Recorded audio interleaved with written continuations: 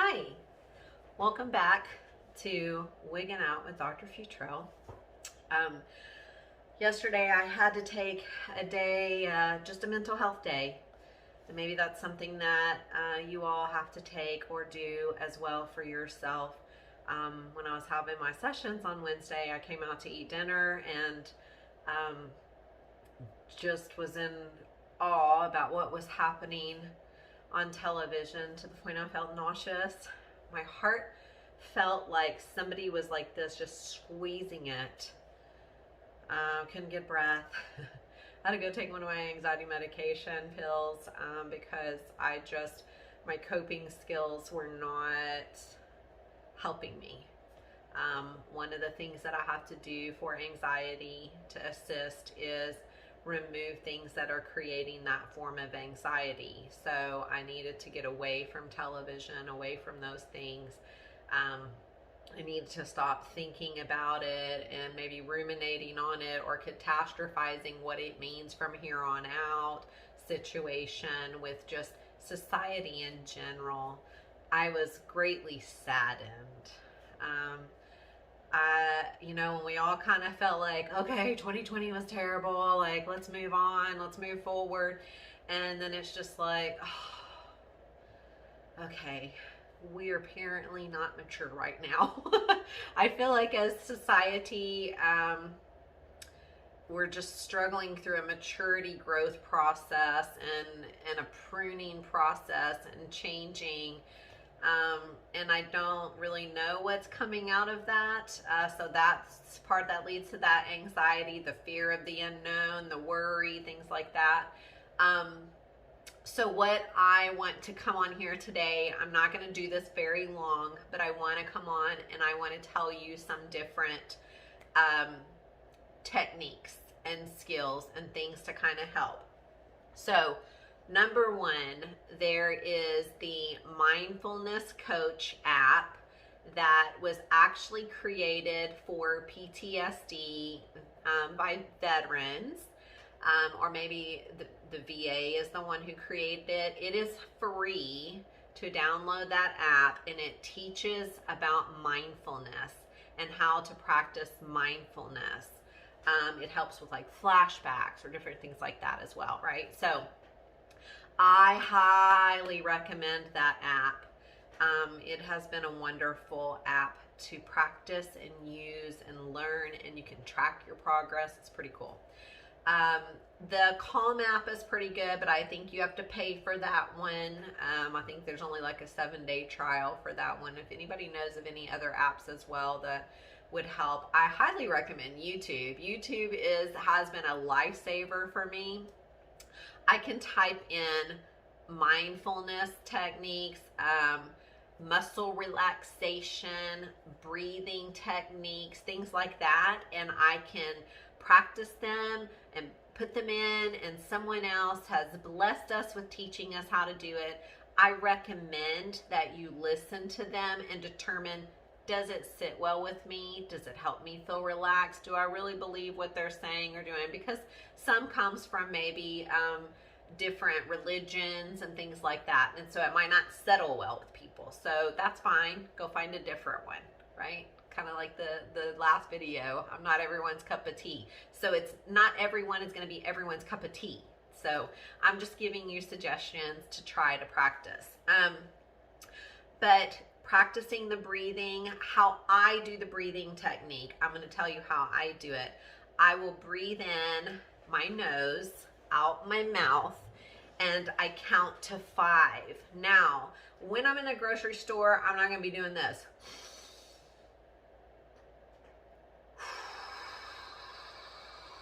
Right? I'm not going to make it obvious, but I can stand in line and tap.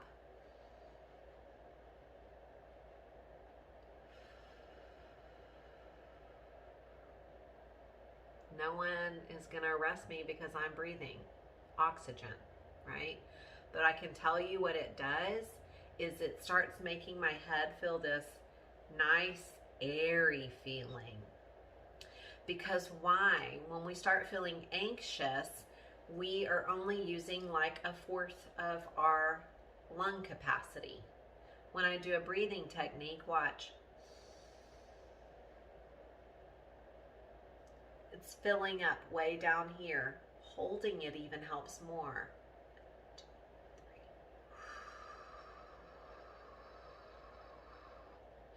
3. Oftentimes someone may tell you, this is what I do if I am getting high, right? So they hold it and then they exhale. So part of the, aside from the drug itself, the breathing technique and how they're doing is what is assisting them in this nice, calm, relaxed state. You can mimic this without a substance. So I practice doing the in for 5, count of 5, out my mouth for the count of 5, a minimum of 3 times. And then if I'm still feeling stressed and anxious, I'm going to continue doing it. Another technique that I have individuals practice and do, and I do all the time for myself. So if I'm in my head and I'm catastrophizing, which is called a cognitive distortion, I'm catastrophizing the situation, or I'm fortune telling or trying to, jumping to conclusions. These are all cognitive distortions. Or I might be mind reading, this is what this person means, this is what they imply, this is what they're saying, when it might not be what they're meaning, implying, or saying at all. It's what my perception is, right? I do the grounding technique. So I take my 5 senses, 5 things that I can see, 4 things that I can touch, 3 things that I can hear, 2 that I can taste or smell.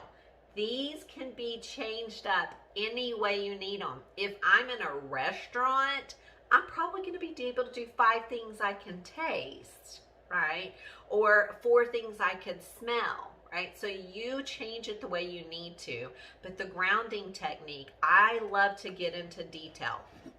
So I'm going to use this mug, right? So I might be like, I can feel the texture of these leaves and they're rough. It's got this edge. I can feel the edge of the cup, right? There's even a different smooth texture from the handle. So I'm going to take it and I'm going to actually get into detail, because right now, what is my brain thinking about? This cup. It's thinking everything about it. And I had coffee in it today, so I can still smell the coffee. It's so wonderful. I love coffee. So do you get the idea of how to do the grounding technique? I can hear it. I can also still hear my sound. What is that? That white noise that I have when I do sessions, because I just finished sessions. Blah, blah, blah, blah. I just finished sessions today. So when I can hear that, I can hear my own breathing. I can feel my heartbeat, right? My brain is right here, right now, in this moment. It is not having the anxious thoughts about anything in the future that I don't have control over. The point of being grounded is to bring you in the present, here and now. It's important to be present, because the only thing I'm doing right now, every action has a reaction, correct? So if I'm off into this worry mode, all of my actions that are right now are creating ripple effects of reactions of what I most likely don't want in the future to begin with. So if I can help ground myself and stay in this moment, I have the ability to not react, but respond. Respond with peace, calmness, being able to breathe, not feeling like my chest is tight anymore, but my muscles and my lungs are like. When you also exhale from breathing, this is something that I want you to visualize. I want you to do a visual. When I breathe in, it's a balloon going into my lungs. I'm feeling all the capacity of that balloon. And then when I exhale, my lungs look like the balloon that's just laying there deflated. Okay? Because we want to expand it and we want to relax. By doing that, we are using all of our lungs And guess what? We're not strangling our brain from oxygen anymore. We're actually giving the oxygen to our brain, and it's like, oh, I can get it out of fight and flight. She loves me, right? Because we want to talk about loving ourselves through the moment, just being here, being okay, being one with ourselves, and grounding in this moment. Okay, so I hope some of these techniques can kind of help you guys get through some anxious moments that you may be having in the future, you may be having right now. So I want to thank you for tuning in and wigging out with Dr. Futrell. Don't forget to like, share, comment, whatever you want to do. All right, have a great day. Bye.